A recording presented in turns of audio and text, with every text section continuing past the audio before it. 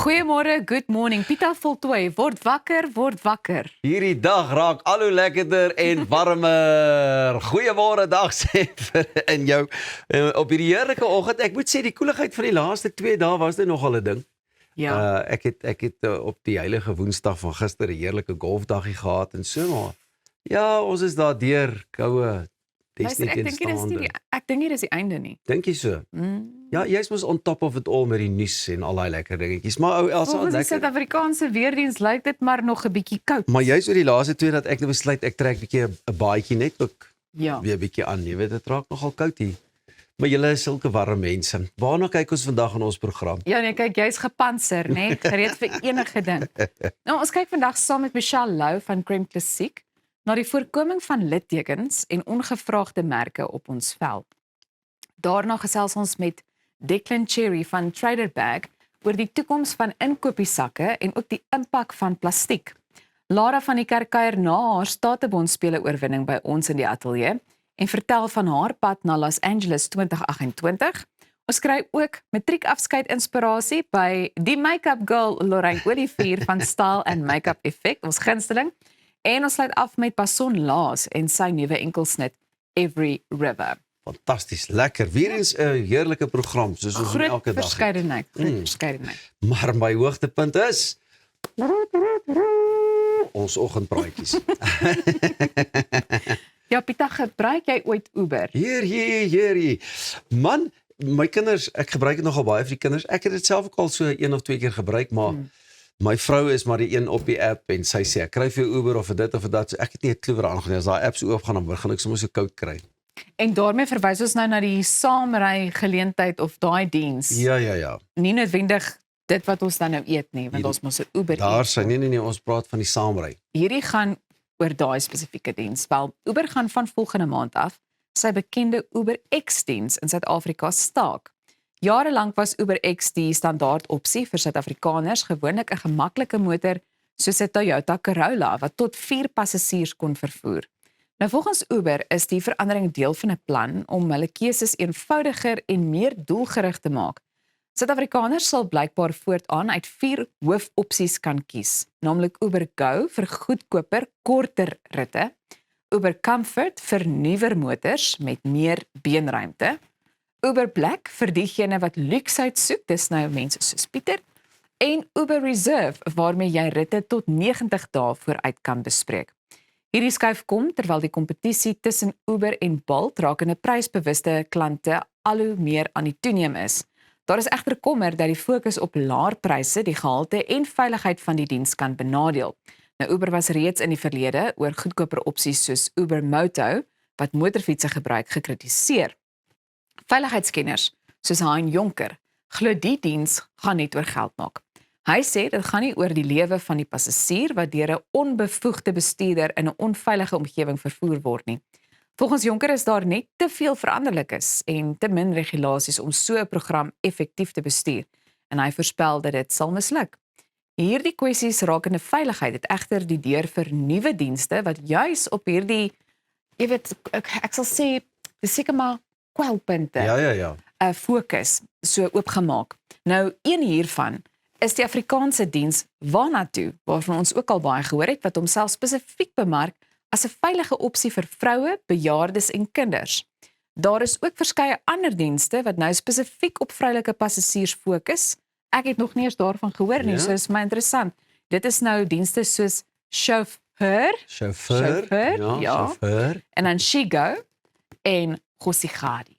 Beautiful, ek is bly. Ek meen, soos altyd sal daar iemand wees wat sê, okay, wel, op dit wat julle nou nog redelik onbevoeg is of nie op aandag wil gevestig nie, sal ons dit nou weer anders te omdraai en die ding doen. Maar baie interessant, nê? En 'n ou dink maar altyd daar aan veiligheid eerste.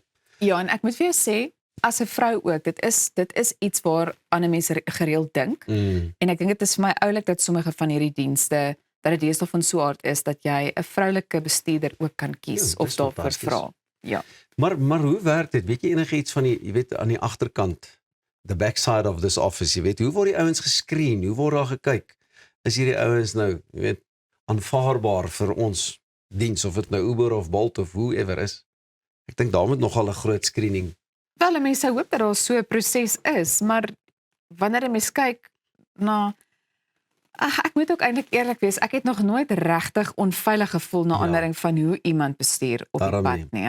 Hulle ry volgens my gewoonlik te stadig. Wat ek voel Ag, gaan maar laat wat? wees. In Suid-Afrika kry jy net vinnige handsakkie agter die kop of net so waar klap agter die kop en sê ry vinniger of luister ou, ek gaan 'n bietjie laat wees, skuif oor, ek ry. Mag jy praat daarvan as 'n nou laat is vir 'n vlug en die hoor net Ja. gou hierdie storie.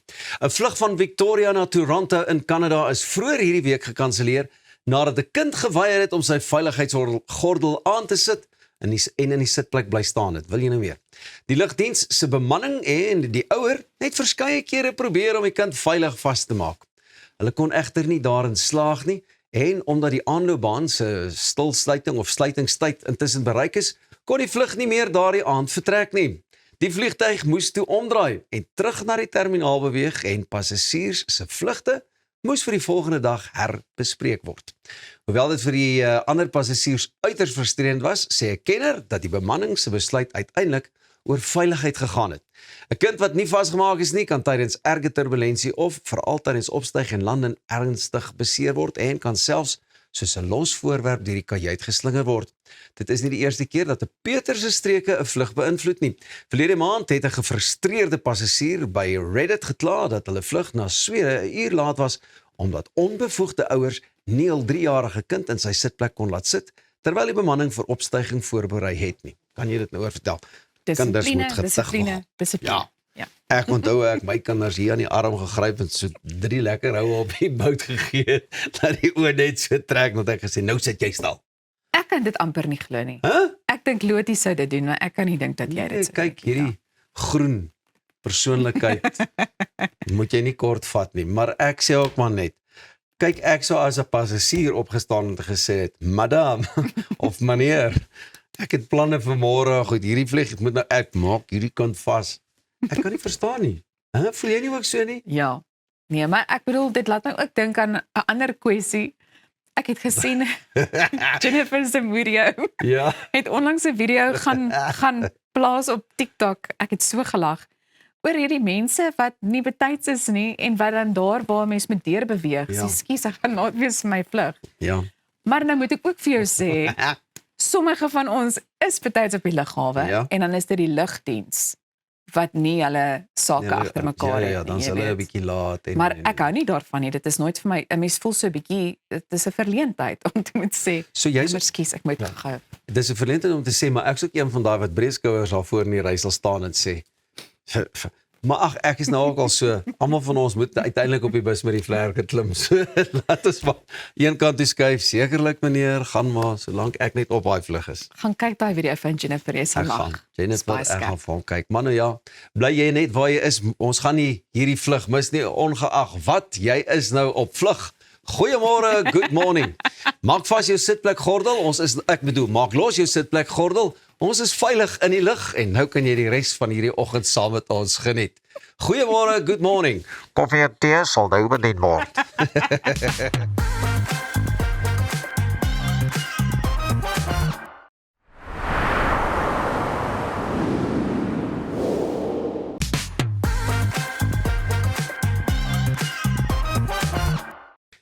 Kyk om met jou fiets te val, 'n Grasburn merk van billetjie rugby of selfs net sommer 'n eina kan 'n lelike litteken veroorsaak. Dit hoef nie so te wees as jy die regte Crème Classique produkte in jou huis het nie.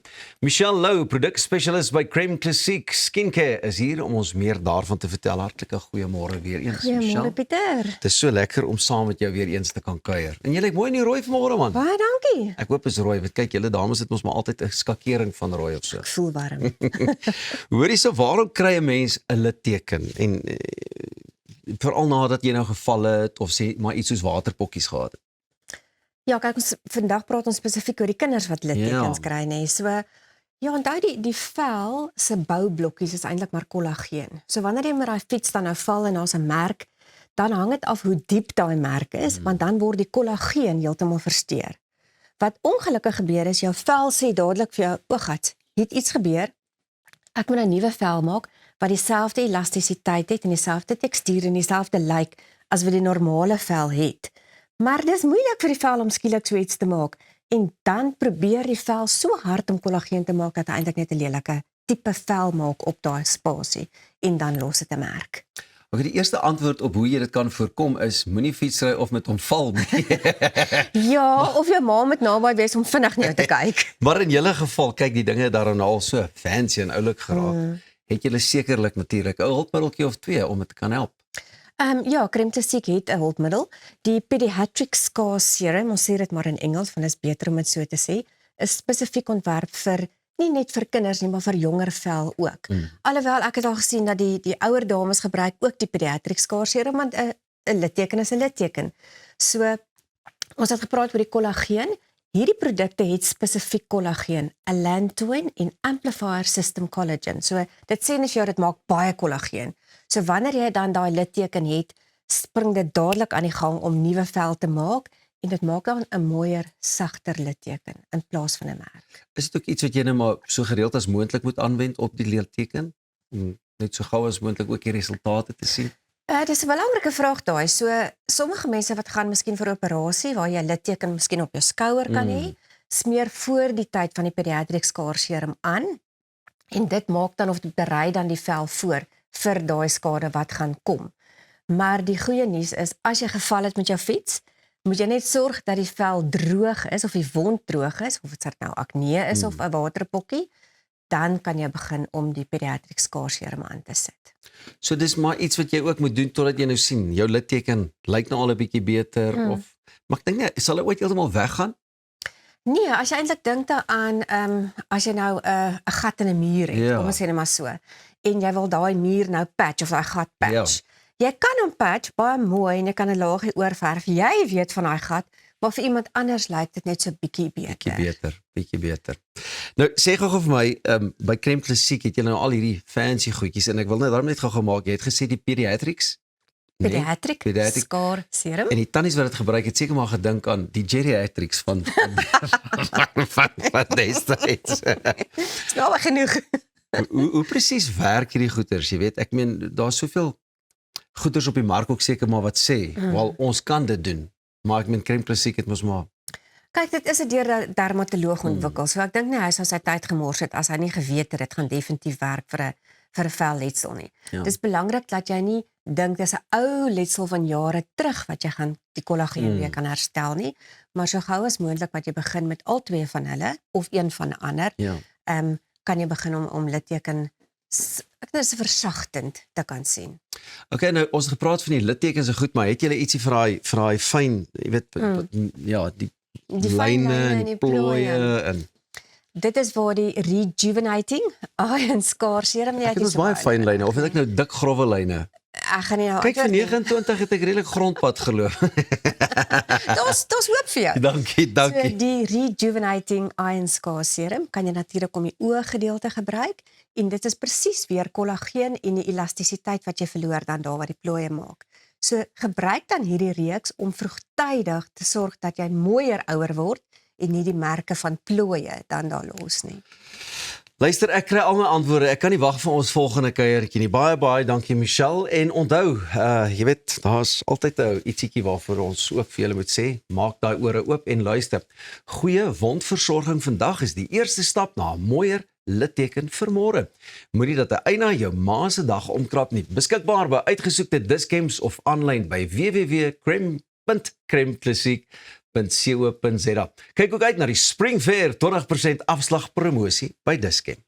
There's a growing push to rethink what we carry our shopping home in.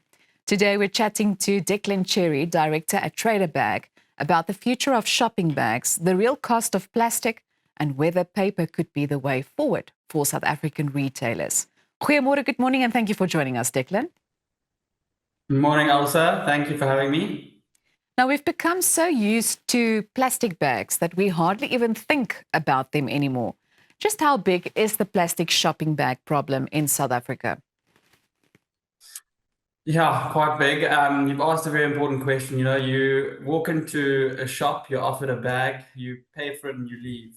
But when you zoom out, the scale is massive. South Africans are using around 8 billion plastic bags a year, and around only 1% of those are actually recycled. And the problem doesn't stop when the bag leaves your hand.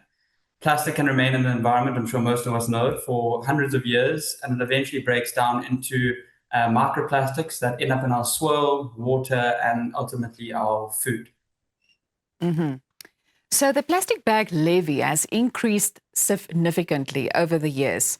Could consumers potentially see the cost of shopping bags continue to rise? Yeah, absolutely. And I think consumers need to remember that the levy is only one component of what they actually pay at the till. The government levy has already increased from 8 cents to 32 cents over the last 10 years, so it's quadrupled in 10 years. But on top of that, plastic is made from oil and gas. Actually, majority of a plastic bag comes from this. So when prices shoot up like we've recently seen with everything going on, the cost of producing plastic bags goes up with it. Ultimately, those rising costs has to be absorbed somewhere, and often they end up being passed on to the consumer, like most industries. Declan, South Africa is also moving towards requiring much higher levels of recycled content in plastic bags. What does that mean for retailers and consumers? Yeah. So just for context, by January 2027, plastic bags sold by retailers will need to be made from 100% recycled material. So for retailers, that creates a few challenges. They're going to need a reliable supply of good quality recycled plastic. And because recycled material can be less consistent, can also be weaker, the fibers are shorter, they'll also need to make sure the bags are still strong enough and perform properly. For the consumers, that could mean paying more for a plastic bag that still may not perform as well as when made from a virgin plastic. But to me, the bigger issue is that we're still dealing with plastic. It can only be recycled 2 to 3 times, so eventually it still becomes waste. It's almost kicking the can further down the road, and it ends up in landfills, leaking into our streets, our oceans, our rivers, and so on. And then lastly, from a shopper's perspective, what can we actually do to reduce our dependence on single-use bags beyond simply remembering our reusable shopping bags?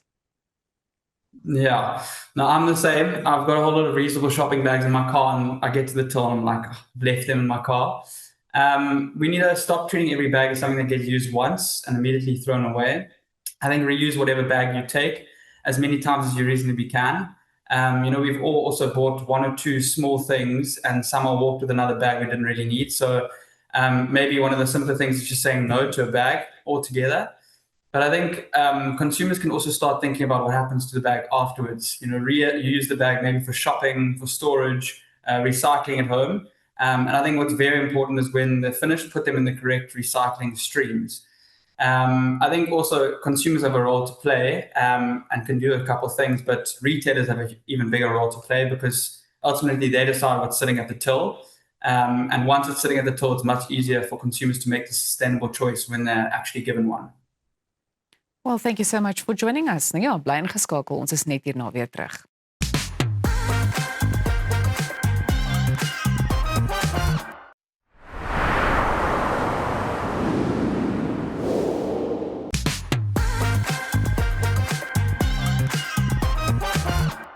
Hierdie is goeiemôre, good morning en dis wat ons jou toewens. Nou ja, na beserings, siekte en die groot teleurstelling om die 2024 Olimpiese Spele mis te loop, het Lara Veneker teruggeveg en nou is sy weer bo op die podium. Sy het pas haar 50 meter borsslagtitel by die Statebond Spele in Glasgow verdedig. Vanoggend gesels ons met haar oor daardie ongelooflike oorwinning en haar pad na Los Angeles 2028. Lara, eerstens, ek dink ek moet namens Suid-Afrika vir jou en al die ander swemmers sê, baie dankie en welgedaan. Baie dankie. Kom ons begin met die afgelope 4 jaar en na jou 2 titels. Een ding na die ander. Dis net te veel om eers op te noem. Siekte, dan dit en probleme met kwalifiseringstye. Hoe het jy dit alles oorkom? Ek dink ek het 'n baie goeie support system om my gehad, my ouers, my sussie, almal. Ek dink sonder hulle sou ek nie dit deurgemaak het nie, maar ek het net geweet die Here het vir ons almal 'n plan en as dit nou maar my plan is om sterker te word of deur dit te werk, dan sal dit op die ou ende my 'n beter mens maak. So ek het net aangehou en weet net dit gaan beter wees vorentoe. Voel jy sterker? Ja, definitief. Is dit nie ongelooflik dat mens deur so iets moet gaan om sterker aan die ander kant uit te kom nie? Dit is, ek meen, dis nie altyd, mens verstaan nie altyd hoekom alles gebeur met 'n mens nie, maar ek dink dit berei jou voor vir wat jy dalk eendag in die toekoms gaan teekom. So dit is net 'n voorreg om weer op die sportvlak te kan deelneem waar ek is. In die intro het ek genoem dat jy toe nou nie beskore was om Olimpiese spele toe te gaan nie. Word jy net vir ons bietjie uit oor daai deel wat gebeur het? Ja, dit was bietjie moeilik. Ek meen jy werk nie net 'n jaar voor die tyd vir dit nie. Dit is 4 jaar of if not meer nie. Soos ek dink ek het van so 8 jaar of 10 jaar oud af besluit dit is wat ek wil doen en ek wil Olimpiese spele toe gaan en so dit is al daai jare wat jy hard werk en so om nie te kan gaan nie was nie maklik nie. Maar op die ou einde het ek net myself weer opgetel en net weer begin oefen vir die volgende een. Dis ongelooflik. Daar was 'n administrasiefout geweest. Is dit wat gebeur het? Ja. Met jou kwalifiseringstye. Dit is wat ons gesê was. Ek is nie heeltemal seker presies waar die storie is nie. Almal het verskillende stories, maar op die ou einde dat help nie mens bly kwaad daaroor nie. So mens moet maar aanbeweeg. Kom ons gesels oor Glasgow. Eerstens die atmosfeer daar. Praat met my daaroor.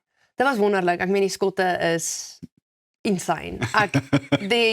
Die crowd was amazing geweest. Dit was omtrent elke aand was die stadion vol geweest.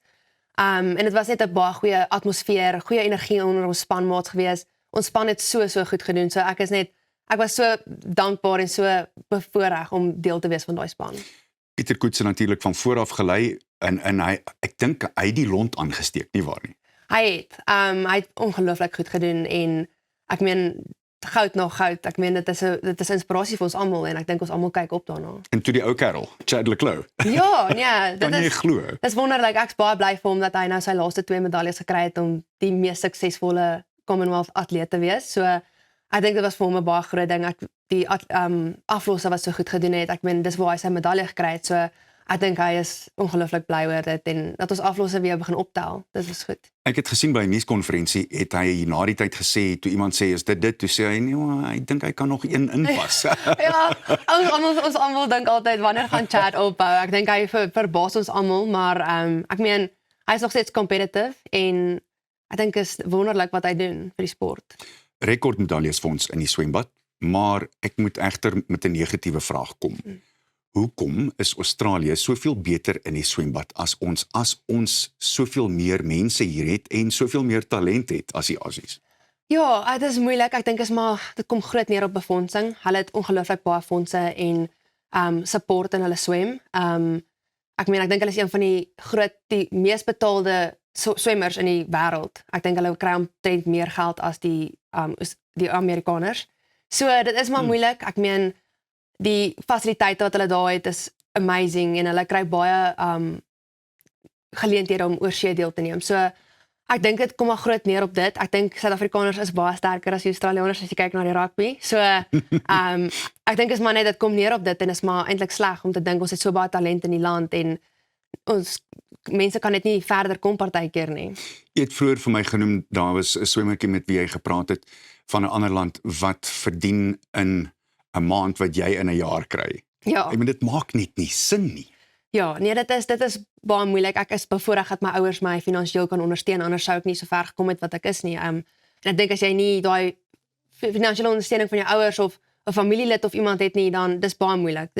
Ek meen net om oorsee te gaan om jou eie toer te betaal om oorsee te gaan dis baie. Na die tyd het jy vir my 'n baie mooi ding gesê. Jy het gesê toe jy die 50 meter titel gewen het, die borsslag, toe sê jy met die 50 is die marge so klein. Iemand het vir jou gesê swem net en laat God die res doen. Ja. Ja. Dis 'n wonderlike filosofie. Ja, nee, Erin Gallagher het dit my voor die tyd gesê want ek is nogals gestres want ek meen daar was maar baie druk op my om my titel weer te wen of te verteenwoordig en sy het my voor die tyd gesê soos sy was nou Engels geweest, maar sy het gesê just go swim and let God do the rest. En dit is so waar want op 'n 50 meter jy kan hoe lank prepare, jy kan alles doen, maar een klein foutjie kan jou kos. So ek het net gegaan met daai mindset van ek weet ek het alles gedoen. Ek het die voorbereiding gedoen, so ek moet net gaan swem en laat die Here die res doen. Jy het dit nou genoem die druk. Daar is ekstra druk as mense titel verdedig, nie waar nie? Dit is. Ek dink is net omdat jy nou die vorige keer die titel gewen het, so baie mense dink jy kan hom weer wen, maar dit is moeilik. Ek meen ons 4 jaar tussen die kompetisies, ek meen tussen Olimpiese spele, tussen die Commonwealth Games, dit is moeilik om jou titel te verteenwoordig want dit is 4 jaar wat mense nie eintlik sien nie. So dit was moeilik om my titel te wen, maar ek's baie bly ek het. As jy op die blokke klim en jy wag vir die skoot om te gaan, is dit elke keer dieselfde gedagte of is daar ander? Wat doen jy in jou afrigter oor wat in jou kop aangaan? Dit hang maar af. So wat as daar iets is waarop ek moet fokus, wat ons weet my stroke dalk bietjie vinniger maak of Gee my 'n voorbeeld. soos met my nou hierdie keer was dit om seker te maak ek gebruik my kop met my lunge. Om seker te maak ek kry ekstra distance met elke stroke deur om mooi af te kom met die stroke. In plaas van om nie my kop te gebruik nie en of halfpad deur die stroke te gaan. So dis sulke klein technical goedjies, so ek het net heeltyd gefokus om dit te doen en maar jy wil ook nie aan te veel goed dink nie want dit is 30 sekondes, dan is die 50 verby. So as jy nou gaan staan en dink vir 5 sekondes en die 30 sekondes, dit gaan jou kos. So dit is maar belangrik om ietsie te kry waarop jy fokus. En was dit die gedagte reg deur verskoon my die hele 50 meter? Ja, dit was en aan die laaste soos 5 of 10 meter het ek regtig hard gefokus om my skop baie sterk te maak want dan begin mense arms bietjie moeg raak en jou bene kan altyd langer hou as jou arms so. Ek is baie bly jy het hier op Goeiemôre Good Morning vir ons jou medaljes gebring. So dis die goud en die brons was vir die aflos. Aflos, ja. Ek het in die oggend geswem vir die aflos om hulle te kwalifiseer vir die finaal en dis nogals baie nice dat die oggendswemmers ook 'n medalje kry. Ek dink dis belangrik om te wys want hulle het ook 'n deel gedoen daarin en die span op die einde by die finaal uitgekry.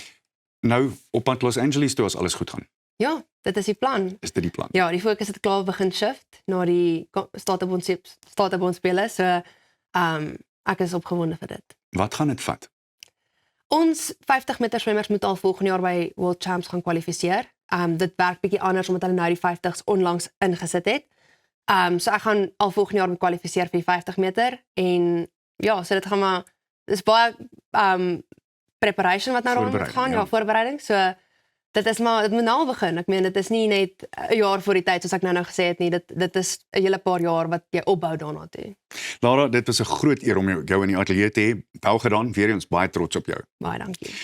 Lara van die Kerk, Statebond speler kampioen net hier op Goeiemôre Good Morning en dis net hier waar jy moet bly.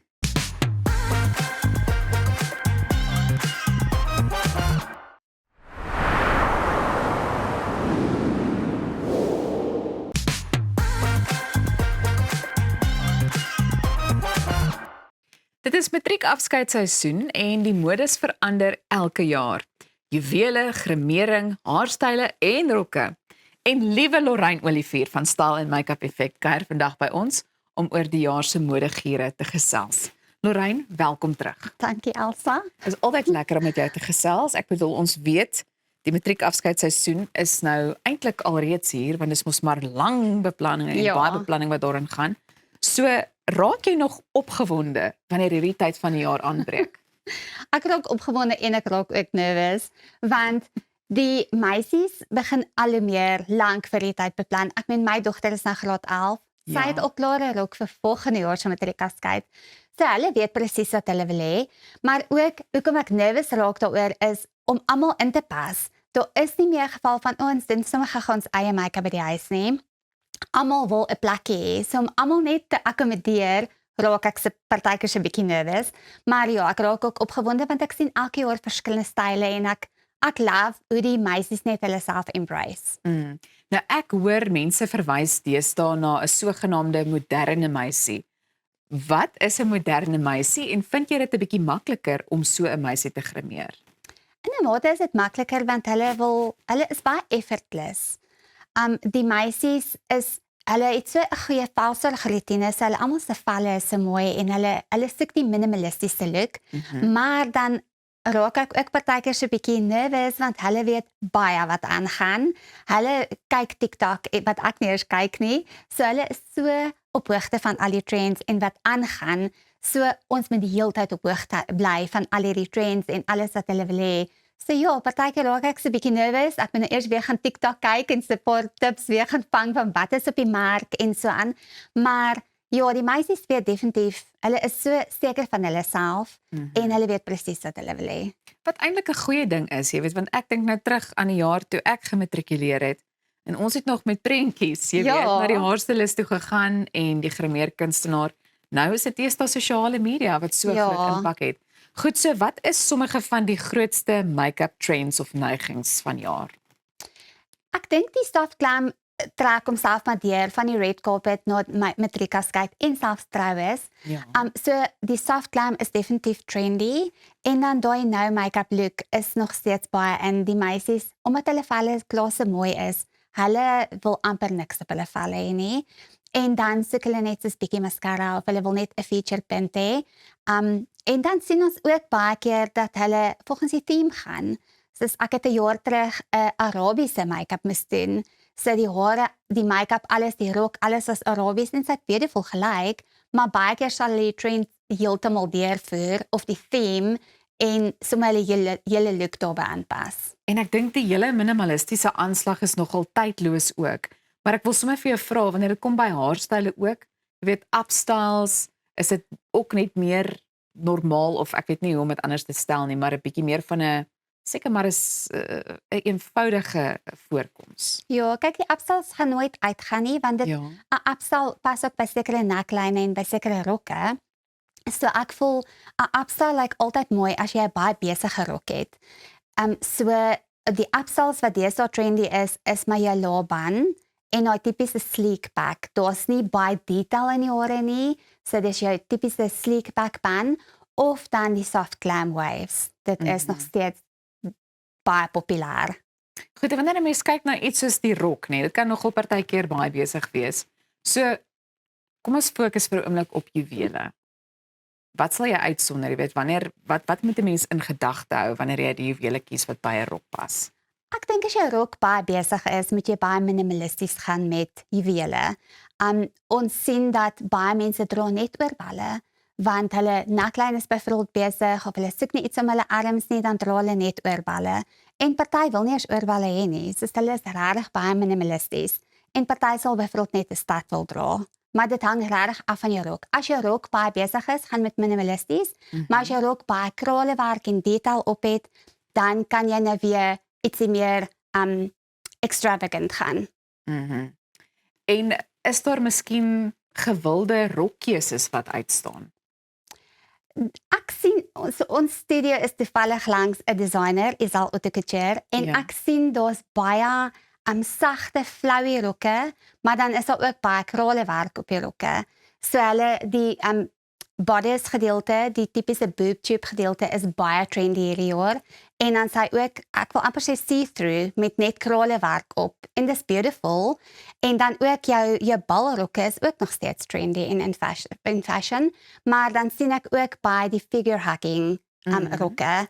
Wat hulle is asymmetries of hulle is lekker styf en meermin-styl. So ja, ek dink daar is 'n paar style wat lekker in fashion is hierdie jaar. En dit klink en lyk vir my asof detail deesdae ook nogal belangrik is, veral nou dat jy nou die kralewerk ook verwys. Ja, so die kralewerk soos ons sê, dit vat ook forever om te doen, maar jy kry gelukkig die materiale wat klaar kralewerk op het, maar dan kry jy ook daai, hulle wil net 'n sekere deel beklemtoon van die rok, of hulle wil net ietsie mooi doen met kralewerk, 'n motief. So ons sien daai ook nogal definitief hierdie jaar. Ek wil tog vir jou vra, is daar enige styl wat miskien maar finaal die trekpas behoort te kry? Met make-up of met rokke? Is sommer albei. Kom, ek is nuuskierig. Ek dink nie met rokke. Ek dink die baie besige rokke en soos die super wye rokke is besig om plek te maak vir jou meer sagte balrokke en so sagte flowy rokke. Met make-up sal ek sê die smoky, die donker smoky eye het definitief plek gemaak vir jou meer natuurlike bruin smoky eye, of 'n baie meer sagte oogie met net mooi lashes.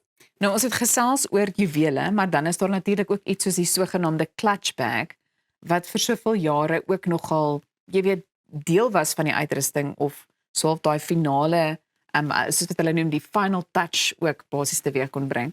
Is dit nog steeds iets wat baie gewild is? Ja, en ek dink 'n clutch bag sal nooit heeltemal uitsterf nie. 'n Clutch bag is daar vir jou bykomstighede soos 'n lipglossie of 'n lip eyes of jou foon of 'n geldjie of jou bankkaart of so. So ek dink 'n clutch bag gaan nooit uitsterf nie, maar hy het definitief meer verfyn. So ons sien baie keer as 'n rok baie plain is, dan is daar 'n mooi clutch bag met 'n mooi shape of ietsie met krale of ietsie met 'n mooi kettingkie wat jy net om jou skouer kan hak. So Ek love 'n clutchbag. Ek is 'n groot fan daarvan, maar kies iets wat prakties is. Ja. Ja, ek bedoel, jy moet 'n plekjie hê vir jou selfoon Ja. om die herinneringe vas te En vang. jou lipgloss. Verstaan jy? Sommige parfuum en alles wat jy Ja. daar kan indruk. Lorraine, ek dink jy weet wanneer 'n mens kyk na iets soos troues, dan weet 'n mens die bruide verkies dit gewoonlik om voor die tyd saam met die grimeerkunstenaar te spandeer vir daai sogenaamde toetsloopie of die trial. Is dit 'n moed wanneer dit kom by die matriekafskeid, want sommige matrikulante doen dit ook? Ja, ons kry dit baie, maar ons noem dit nie noodwendige trial nie. Ja. Baie mense boek deesdae die fotoshoot 'n dag voor die tyd of 2 dae voor die tyd. So hulle doen hulle trial basies vir die fotoshoot sodat hulle dag van die matriekafskeid nie so besig is nie. So dan weet hulle het baie tyd, hulle foto's is klaar gedoen, so hulle kan dan basies baie rustiger wees op die dag van die matriekafskeid self. Die dinge verander hoor teen 'n reuse spoed, maar baie dankie vir al die insig wat jy vanoggend met ons gedeel het soos altyd. Dankie. Goed, ons luister net hierna na Bason Laas se nuwe enkelsnit. So bly gerus ingeskakel. Jy is ingeskakel by Goeiemôre Good Morning. Maak ook seker jy gaan kyk na al hierdie interessante gesprekke op ons YouTube kanaal indien jy enige daarvan misgeloop het.